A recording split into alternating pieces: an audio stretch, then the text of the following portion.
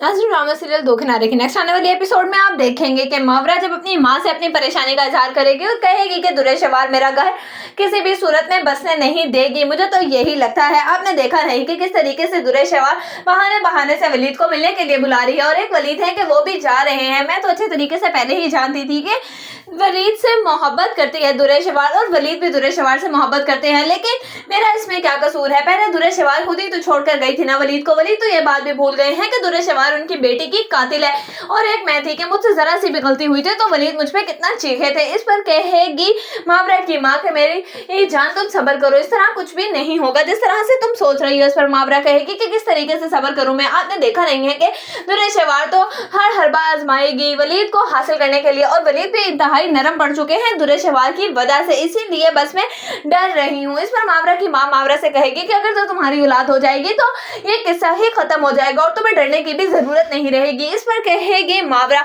अपनी माँ से, लेकिन वलीद तो इस बारे में बात ही नहीं करना चाहते क्योंकि वो डरते हैं कि कहीं ऐसा ना हो कि एक बार फिर से दुआ की तरह ही उनकी कोई औलाद हो जिसको वलीद वाली बीमारी हो जाए तो फिर। इस पर कहेगी मावरा की बात, लेकिन तुम्हें मावरा किसी ना किसी तरीके से वलीद को मनाना ही होगा, इसीलिए मैं तुमसे कहती हूँ कि जाओ और जाकर वलीद से बात करो, इस तरह से ही तुम्हारा घर बच सकता है। अगर तो तुम अपना घर बचाना चाहती हो तो तुम्हें ये ही करना होगा।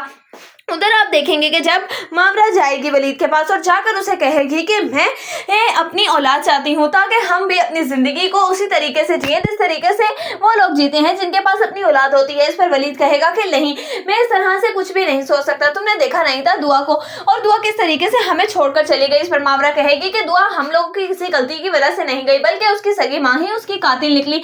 ये बात वलीद बिल्कुल भी बर्दाश्त नहीं करेगा और वो कहेगा मावरा से कि जो हो चुका है उसे जाने दो। मावरा तुम क्यों इन पुरानी बातों को दोहरा रही है? उस पर मावरा कहेगी कि मुझे ऐसा क्यों लगता है कि आप दुरेशवार के बारे में कुछ भी नहीं सुनना चाहते।